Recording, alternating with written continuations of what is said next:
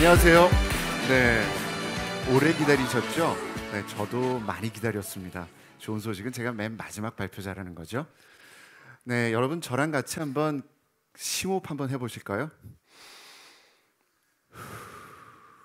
좋습니다.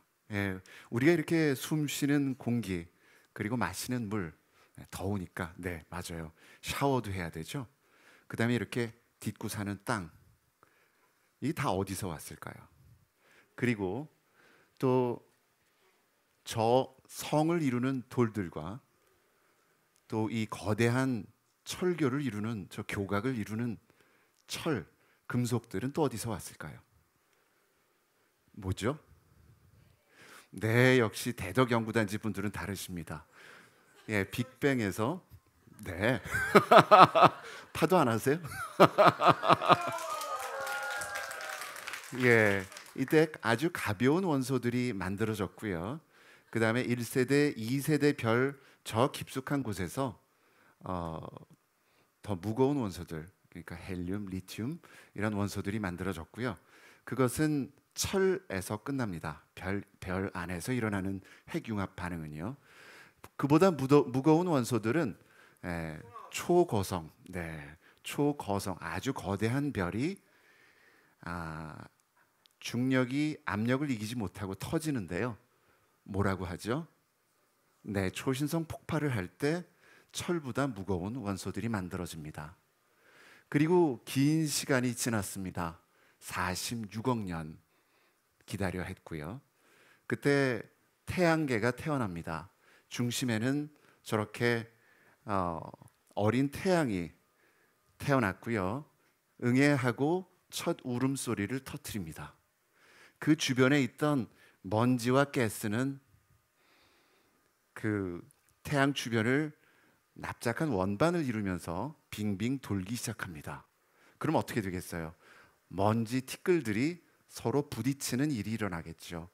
그래서 부딪히고 깨지고 뭉쳐지고 부딪히고 깨지고 뭉쳐지고 하면서 소행성과 우리가 해성이라고 부르는 그런 천체들이 아주 미숙한 상태가 태어납니다. 미행성이라고 하는데요. 네, 그런 작은 덩어리들이 부딪히고 깨지고 뭉치고 부딪히고 깨지고 뭉쳐져서 이러한 지구를 포함한 행성들이 태어나게 되는 것입니다. 그러니 아까 제가 처음에 말씀드렸죠. 공기와 물과 흙과 그리고 암석과 철, 니켈 같은 금속들이 어디서 왔겠어요? 네, 모두 소행성에서 왔고요. 그 다음에 과거에는 얼마 전까지만 해도 우리 지구의 바다가 해성에서 왔을 것이다. 해성이 물에서 왔을 것이다라고 그랬는데 중수소 함량을 보면은 네, 소행성이 현재 좀 우위에 쓰고 있습니다. 네, 소행성에 대해서 조금 더 알아볼까요? 네, 일본의 하야부사는 인터넷에서 검색하면은 하야부사 오토바이가 거의 대부분이 나오는데요. 네, 하야부사 탐사선 첫 번째 탐사선이 이토가와에 2005년에 갔었고요. 그 다음에 13년이 지난 바로 올해 6월 달에 류구 용궁이라는 이름의 소행성에 다가갔습니다. 지금 20km 상공에 가 있고요. 제가 아는 많은 일본의 과학자들이 이 일에 참여를 하고 있습니다. 이토가와에 처음 갔을 때는 소행성의 표면에 있는 흙을 1mg 이하를 1,500개 정도 입자를 세계 최초로 가져오는 일을 했고요. 이번에도 소행성 류구에 가서 이 또 다른 탄소질 소행성의 흙을 최초로 가지고 오는 그런 쾌거를 이루어낼 겁니다. 이 소행성 두 개를 보면은 크기하고 모양은 좀 다르지만 겉 모양에 파도 안 하세요?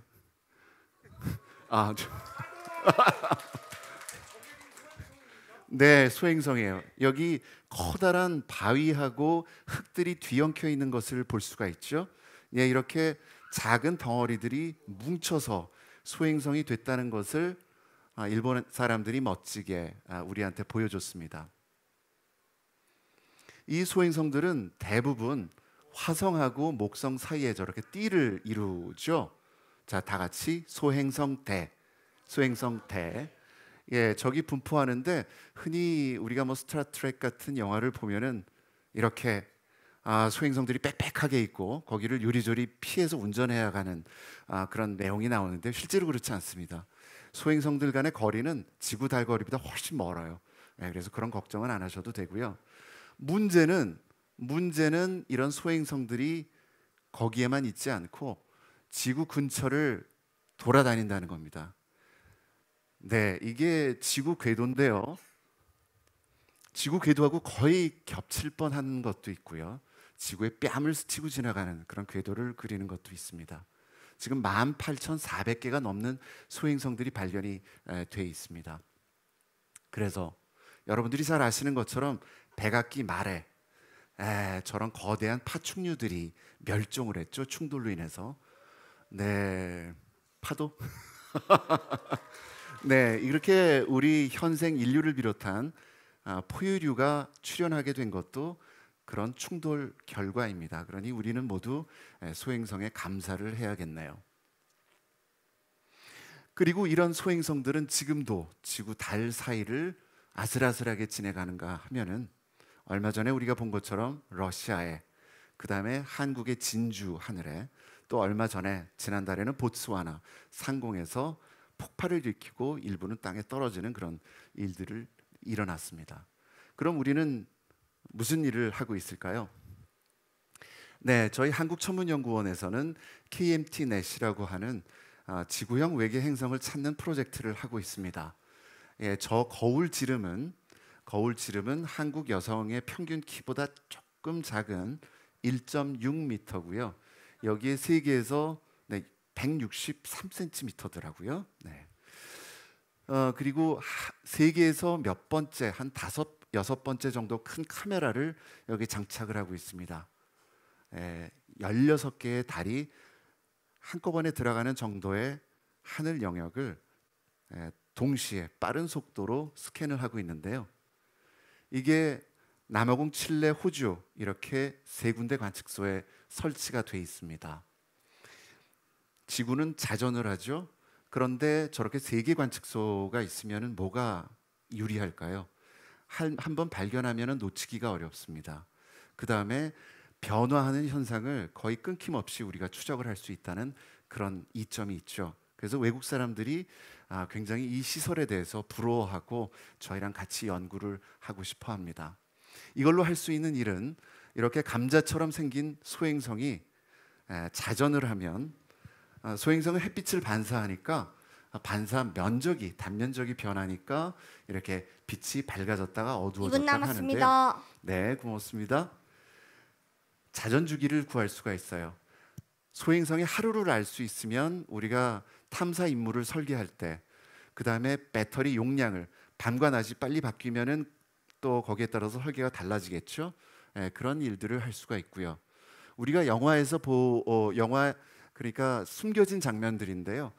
이렇게 여배우의 얼굴을 3D 모델로 만들기 위해서 동시에 LED 수백 개를 비춰서 어떻게 얼굴의 표면의 굴곡이 어떻게 되어 있는지 그것을 재현해내고 그거를 모델링을 하는데, 소행성의 경우에는 지구, 달, 지구, 태양, 소행성 사이에 각도가 계속 바뀌거든요.